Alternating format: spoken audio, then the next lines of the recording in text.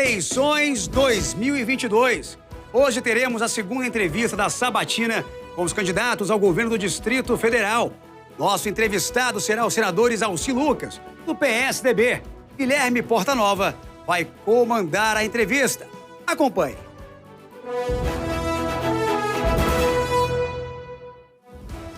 Olá, muito boa tarde para você ligado aqui no Balanço Geral, acompanhando também eleições a partir de agora. A gente vai conversar nos próximos 20 minutos com Exalci Lucas, que nasceu em Araújos, Minas Gerais, veio para Brasília de caminhão, foi aluno de escola pública, formou-se em contabilidade, foi deputado distrital e federal, além de secretário de Ciência e Tecnologia aqui no Distrito Federal. Chegou ao Senado em 2018. Exalci criou o Cheque Educação e o Bolsa Universitária como alguns dos destaques ao longo da sua carreira política. A partir de agora, nós teremos a entrevista com o senador ao vivo aqui. Senador, muito boa tarde, muito obrigado pela sua gentileza aqui em nos atender. A gente vai conversar a partir de agora, mas antes de começar essa entrevista, antes de começar a contar o tempo, eu vou lembrar que participam também dessa entrevista o Yuri Ascar, na nossa redação multiplataformas, e também a Cris Otaviano, que está lá no Palácio do Buriti. Boa tarde a todos. Seguidinha as participações de vocês. Senador, a partir de agora vai começar a contar o tempo. Queria saber do senhor, quais partidos farão parte da sua campanha, já que tivemos um período bastante turbulento até chegar a esse momento? Olha, primeiro, boa tarde, né? Parabenizar a Record pela iniciativa. Muito obrigado. É muito importante que os eleitores conheçam os candidatos, mas além de conhecer os candidatos, as propostas dos candidatos. A gente precisa realmente conhecer qual é a política pública que precisa ser implementada e quais as ações que esse futuro governador, próximo governador, vai executar. Mas parabéns. Muito obrigado. Bem, nós estamos vivendo um momento, amanhã é o último dia das convenções, né? Exato. Seja locais e nacional. Vários partidos estão fazendo convenção ainda hoje, né? Alguns já tomaram posição anteriormente, mas agora a gente começa as composições. Nós temos vários partidos que a gente vem conversando, e amanhã, de manhã, nós teremos a convenção da Executiva Nacional da Federação PSDB Cidadania, e contaremos com alguns partidos que amanhã a gente deve anunciar na convenção. Bom, mas a relação PSDB-Cidadania teve uma certa turbulência, e uma grande turbulência nos últimos tempos, porque, inclusive, a deputada Paula Belmonte disse que se sentiu traída porque ela queria concorrer ao governo e tinha uma conversa, e essa conversa foi desfeita depois de uma reunião com o PSDB. Como é que ficou? O que aconteceu qual a sua versão sobre isso? Não, na prática, né, a federação é um instrumento novo que nós ajudamos, inclusive, a aprovar no Congresso Nacional, mas desde dezembro de 2021, o PSDB já tinha definido a candidatura própria, né, antes da formação da federação. A Federação Nacional ela é composta, né, por 14 membros do PSDB e 5 do Cidadania. Então, o PSDB sempre foi parceiro do Cidadania. Então, essa foi já uma pré-condição do PSDB. Formada, então, a federação, foi feita a reunião nacional e cada estado, né, busca, então, o entendimento. Aqui não houve, porque a deputada Paula estava apoiando um candidato fora da federação. E foi feita uma reunião nacional definindo, por unanimidade, que teria candidatura própria. E no dia 23, então, foi confirmado o meu nome, inclusive destituindo a regional e, a partir de agora, a nacional, como a maioria dos partidos tem a sua definição pela nacional. Então, o nosso nome está consolidado, né? Já estamos preparando já para amanhã os proporcionais, os majoritários, depois das convenções de hoje. Amanhã sai toda a definição, então. Bom, para continuar essa conversa, eu vou chamar aqui o Yuri Ascar, que tem também uma pergunta. Vai começar a fazer outras perguntas para o senhor. Ok. Boa tarde, candidato, senador. Boa tarde, Portanova. Boa tarde a todos.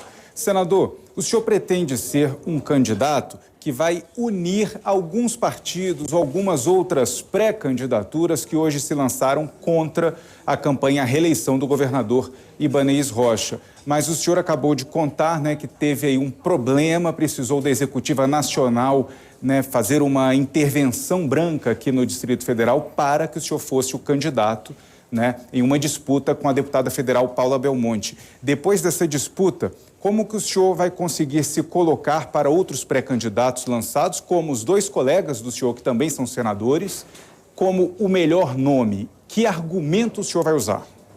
Bem, primeiro, né, Yuri, agradecer a pergunta, né, mas a gente tem que combinar muito com os eleitores, né? A gente está há 20 anos trabalhando, né, de segunda a segunda, conversando, planejando o DF melhor. Nós lançamos vários, o Movimento Brasília 100 anos, o Repensar o DF, exatamente porque o que falta nesse país, e em Brasília em especial, são políticas públicas de Estado, né? São políticas que vão a cada governo melhorando. Em Brasília não acontece isso. Aqui você tem uma política de governo. Cada governo que entra acaba com tudo e começa novamente. Neste governo em especial, nós já estamos no 5º secretário de Educação, né, no 7º da Saúde, no 6º Desenvolvimento Econômico. Então você não tem uma política. As pessoas estão isoladas, abandonadas. Eu, né, quero governar para as pessoas que mais precisam. Eu que vou na rua, que vou lá na ponta e converso com os eleitores, com as pessoas, né? Brasília está abandonada. Brasília era para ser um modelo para o Brasil. E não é mais. Né? A saúde, as pessoas não conseguem mais nada. Não tem o tratamento realmente digno. Não consegue uma consulta, não consegue um exame. Quando chega, é muito mal atendido às vezes. Não falta material, falta remédio, porque é um governo analógico, improvisado. Então, o exemplo que a gente tem na eleição passada, o nosso candidato a presidente da República, Alckmin, tinha pelo menos 11, 12 partidos, todo o tempo de televisão no mundo, e teve menos de 4% dos votos. Então, a questão não é número de partidos, a questão é você conversar com os eleitores, estar atento ao que está acontecendo lá na ponta. Brasília tem gente passando fome, muita gente desempregada. Então, a gente precisa dizer isso, Brasília tem que voltar a ser a capital do sonho de Dom Bosco, a ousadia de JK. Eu cheguei em Brasília em 70, meu pai era vigia, minha mãe era servente de escola. E por que eu cheguei onde cheguei? Estudei numa escola pública, mas naquela época você tinha uma escola de qualidade, você tinha música, você tinha esporte, você tinha laboratórios nas escolas. Hoje você chega numa escola, você não tem banda larga, você não tem laboratório de ciência, você não tem música, você não tem esporte. Qual é o atrativo? Qual é o interesse? Não tem capacitação profissional. A gente saía do ensino médio com uma profissão, técnico de contabilidade, técnico de administração, edificações, etc. Acabou. Eu fui para o legislativo, não foi carreira, não estou no parlamento como carreira, eu fui para mudar a legislação. Nós mudamos todo o marco regulatório de ciência, tecnologia e inovação.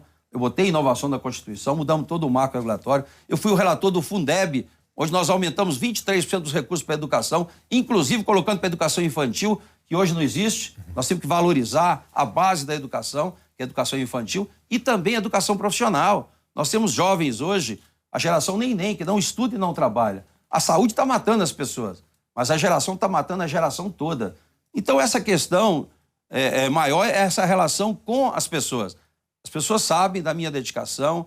Eu aprendi desde cedo, eu fui secretário por 2 mandatos, fui diretor do SLU. Eu aprendi o seguinte: governar é você eleger prioridade depois de ouvir a comunidade. E a gente tem feito isso.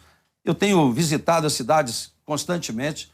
Você pega a fila do CRAS, hoje em todas as cidades. Eu fui agora em São Sebastião, 30 famílias acampadas na frente do CRAS, pessoas idosas, pessoas... Eu tinha uma senhora, tinha um filho de microcefalia, tinha pessoas grávidas, mulher grávida, não conseguia nem usar o banheiro. Sabe para quê? Há uma semana, sabe para quê? Para pegar uma senha. Essa senha para cadastrar, não é para pegar o programa. Então nós chegamos num momento em Brasília que as pessoas estão largadas. A gente tem que dar dignidade para essas pessoas. Temos que dar emprego, trazer empresa para Brasília. Nós temos que melhorar a qualidade da educação, formar esses jovens, incentivar o empreendedorismo, inovação, mas não podemos governar no improviso. Perfeito. Qualquer empresa, se não tiver uma boa gerência, quebra. Agora, não podemos botar um governo improvisado, que nunca fez uma gestão pública, que não conhece a população, que não se coloca no lugar do outro. Eu ralei muito para chegar onde cheguei. Trabalhei em banca de revista, trabalhei em banco, servi o Exército, trabalhei em escola, andei esse Brasil todo trabalhando, sou contador, auditor, fui professor, fui juiz do trabalho na segunda instância, saí para poder realmente dar para os jovens aquilo que eu recebi, que foi oportunidade. Por isso que eu criei o Cheque Educação, que hoje é o ProUni. Sim. Quase 100 mil alunos foram beneficiados com o Cheque Educação. Quando cheguei ao governo, como secretário, para implantar a educação integral, nós criamos o Bolsa Universitária. O jovem recebia uma bolsa integral, aqueles que estavam formando, e davam uma contrapartida na escola pública. Para quê? para começar a implantar a educação integral. A nossa escola, ela tem que ser tempo integral. As pessoas têm que ter uma boa alimentação, tem que ter qualidade na educação, tem que ter internet, tem que ter laboratório, para ter um futuro melhor, senão não consegue melhorar. Então, senador, desculpa lhe interromper. sim. É só porque é o seguinte, o senhor falou em oportunidade. E eu queria agora lhe pedir uma ajuda para dar uma oportunidade para a Cris Otaviano fazer a próxima pergunta. Vai lá, Cris.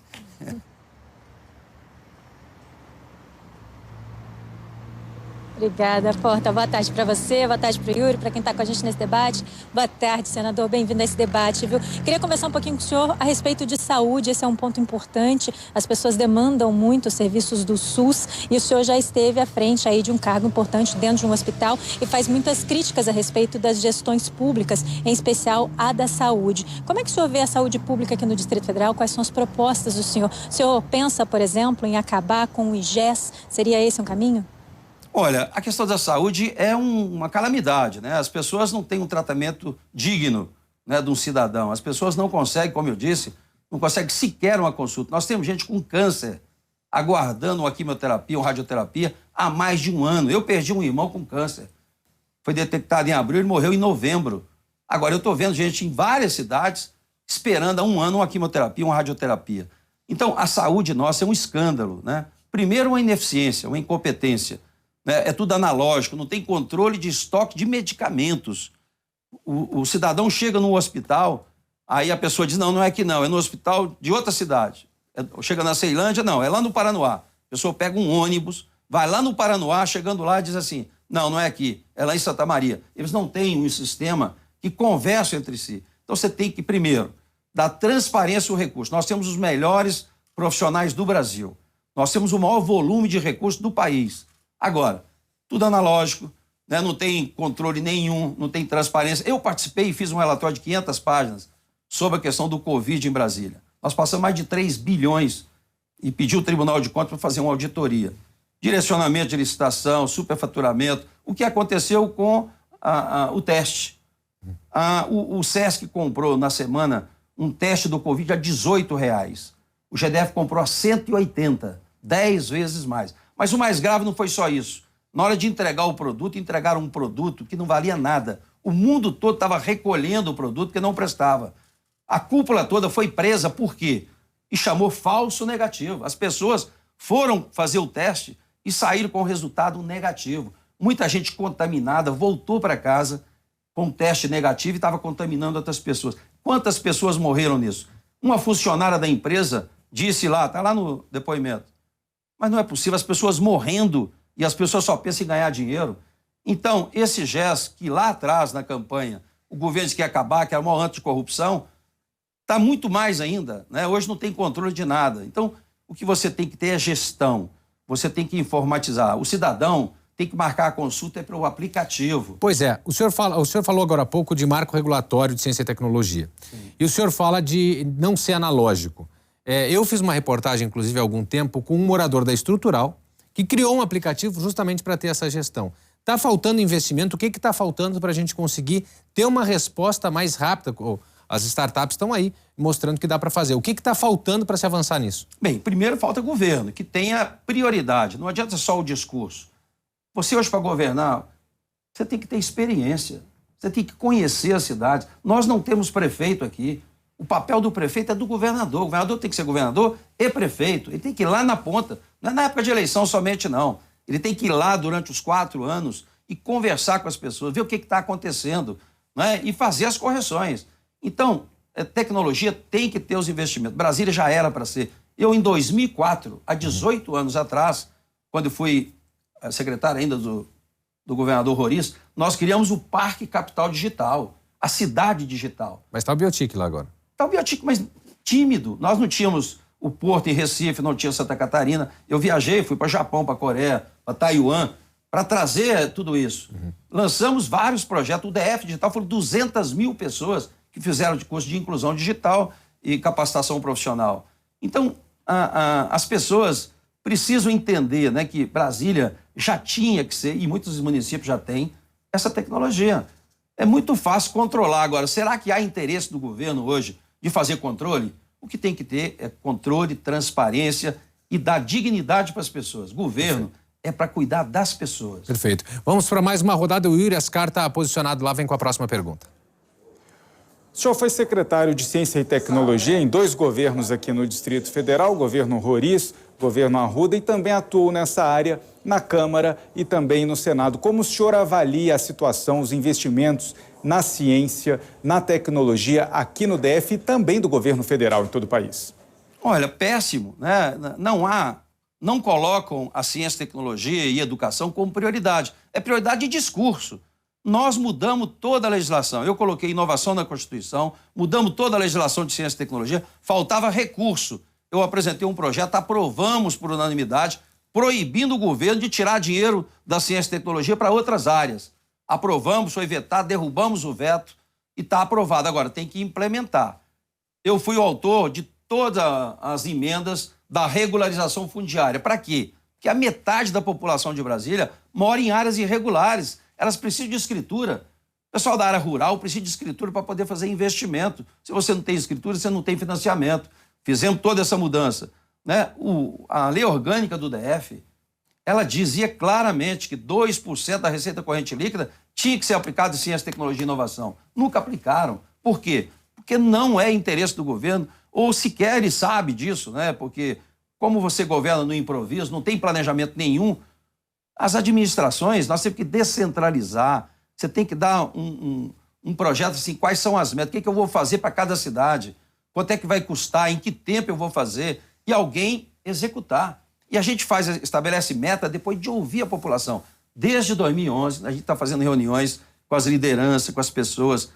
Brasília é possível ainda ser uma referência para o país. Perfeito. Basta ter uma gestão, alguém que tem experiência, e eu me preparei para isso. Perfeito. Eu não estou como carreira, eu entrei na política para poder fazer as coisas, principalmente para as pessoas que mais precisam. Perfeito. Cris Otaviano com mais uma pergunta para o senhor. Nosso tempo chegando ao fim, candidato. Emprego e renda, qual é a solução de acordo com a perspectiva do senhor? Seria a tecnologia, um rumo? Como fazer isso se tornar realidade para os jovens que buscam emprego aqui no DF? Olha, nós aprovamos há 8 anos, eu fiz várias audiências públicas para aprovar uma lei para que o DF possa dar os mesmos incentivos do Centro-Oeste. Renovamos a lei agora. Por que não fizeram isso? As empresas foram todas embora e não trouxe mais as empresas de volta para Brasília. Por quê? Porque tem produto aqui 20% mais caro do que no entorno. Então você tem que mudar os incentivos fiscais, tem que criar um auxílio, um programa emergencial de emprego, porque nós temos aí milhares de jovens e adultos também. Brasília tem um número imenso de desempregados e as pessoas não querem viver de cesta básica, não. As pessoas querem emprego, querem dignidade. Agora, para isso, tem que ter um governo que se coloca no lugar do outro, que vai lá na ponta, conversa com as pessoas, que sabe o que está acontecendo. Não adianta fazer uma propaganda, não é? A gente sabe que esse mundo virtual não existe. Lá na ponta, as pessoas estão fazendo. Nós preparamos para governar. Nós sabemos o que nós vamos fazer. Educação integral nas escolas. Nós queremos realmente a saúde imediatamente com muita transparência. Nós temos os melhores profissionais de segurança, de saúde, educação. Os servidores, de um modo geral, do DF são muito bons. O que falta é planejamento, é descentralizar o poder, é dar mais autonomia para os diretores, é realmente governar. Perfeito. É isso que está precisando. Candidato, em relação a desenvolvimento econômico, se fala muito na formação efetiva de um polo econômico entre Distrito Federal, passando por Anápolis até Goiânia, formar um eixo. Como tornar isso, deixar de ser um plano e se avançar para a esfera prática, se essa for uma prioridade para o senhor? Essa é também uma prioridade, né? A gente precisa investir, inclusive na região metropolitana. Né? Lamentavelmente, né, por discórdia do governador do DF e de Goiás, sim, não houve um acordo para aprovar uma medida criando a região metropolitana. Por mais que eu insistisse, mas eu nunca vi isso, né? Quer dizer, os municípios são todos de Goiás e não foi combinado com o governo de Goiás. Então a gente tem que investir sim na região metropolitana, fazer uma parceria, por isso que eu preciso aprovar essa questão da questão tributária, para você ter igualdade com relação aos impostos, Goiás e Distrito Federal. Você tem que ter mudança, integração. Hoje cada secretaria é como se fosse um governo diferente, você não tem um planejamento global.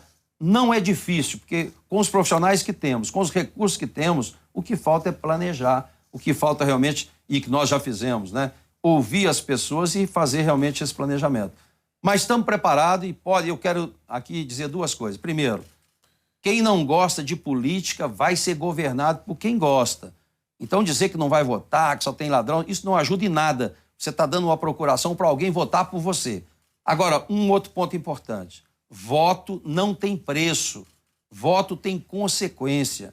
Quando você vota de qualquer jeito, em qualquer um, em troca de alguma coisa, são 4 anos depois de mais desemprego, mais governo sem saúde, sem segurança, sem educação. Bom, para aprovar projetos como esse, a gente está terminando o tempo, vai precisar de bancada, vai precisar de apoio. Como é que o senhor vai fazer essa costura nos últimos 50 segundos aí? Olha, você tem que articular com os parlamentares aqueles comprometidos que você tem que construir junto o governo. Né? Se você tem um parlamentar que é da Ceilândia, você tem que construir junto com ele as políticas públicas da Ceilândia para poder realmente, ele, como deputado distrital, defender os interesses daquele distrito, daquela região. Mas eu já fui deputado distrital. Então a gente sabe, a gente conhece, né, como fazer. Agora, você não pode fazer no improviso. Por isso que tem uma transição. Nós estamos preparando quais são os gargalos da educação, da saúde, da segurança. Nós já conhecemos. Já deixamos a coisa preparada para a gente, né, na transição e no primeiro momento, a gente já trabalhar com os deputados para aprovar aquilo que for necessário. Perfeito. Quero lhe agradecer a participação aqui, faltando apenas 6 segundos agora para terminar nosso tempo. Mais uma vez agradecer a sua gentileza em conversar com a gente. Foram 20 minutos de entrevista com o senador Exauci Lucas, candidato ao governo do Distrito Federal. Quero agradecer também a Cris Otaviano e ao Yuri Ascar, que está lá na plataforma da redação multiplataforma da Record. Na segunda-feira, a nossa entrevistada será a candidata Leila Barros, do PDT.